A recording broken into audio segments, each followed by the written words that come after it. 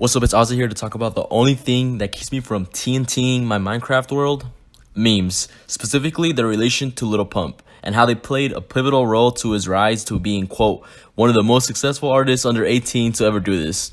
Looking at how he is perceived now compared to how he was perceived before is totally different. And as humorous as it sounds, he has taken more seriously now as an artist than before. Musically, it can't be denied that he has evolved, adding in more variety to his lyrics, flow, and just about everything else, even the production.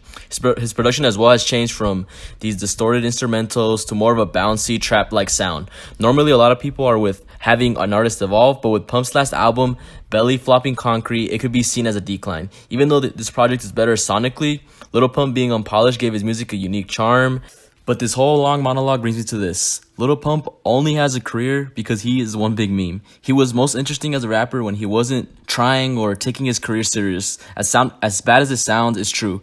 People don't like taking memes serious. So back then, no one took him serious at all as an artist / rapper. And people weren't really fans of his music. People would just go around saying it, that they were Lil Pump fans just for the memes. They know that he is really bad, but as a troll, they would act like he's this hip-hop figure. And it's hard to believe now with all these carbon copies running around. But at the time, Lil Pump as a rapper was actually somewhat original and unique. You can basically call him a revolutionist in his own right. He went against the typical rap norm at the time. Whether you think he is good or not, there will always be a group of people that gravitate to this, quote, anti-establishment figure. And Lil Pump at the time had tons of detractors. Because at the time, he didn't have this smash hit and Gucci Gang. Lil Pump had a couple records bubbling down below, and if you heard those songs, they were an early insight into the formula that he would later follow on his ride to success. He would have this distorted, catchy instrumental being the main focus in the record. Meanwhile, his content / lyrics would be playing backseat to that, keeping this repetitive, simplistic formula throughout this whole song, which now is pretty common for rappers to follow this layout. But before it became so common and the thing to do, everyone at the time just memed the shit out of his simplistic songs, like D-Rose and Flex Like Ooh. Most of the memes consisted of bashing Lil Pump for how simple and dumbed down his songs seemed, and him and his fans were branded as them being basically mentally disabled. So because it's on the internet, you have these online contrarians / edgelords. They took these criticisms and turned it into a way to troll people, where they ironically and satirically praise Pump. For example, they would say that Lil Pump is the most lyrical rapper and how he's the top 3 and how he's gonna save the rap game. It turned into a way to mess with these, quote, hip-hop purists. Also at the time, you have Pump coming up with these crazy antics on Instagram that built him a really large fan base, currently around 16 million followers on IG.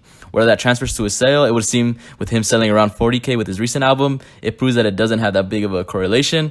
But going back to his antics that are summed up with him basically just doing dumb stunts. He would smoke inside stores, let off his gun in the road, and many more stunts. To his credit, it garnered him a lot of attention. Again, becoming more memeable with each passing antic, with some of the memes being part of his whole persona, like the Harvard dropout meme, where he dropped out of Harvard, one of the most prestigious Ivy League college in the world, in order to save the rap game. He even used this joke as a rollout to his recently album titled Harvard Dropout.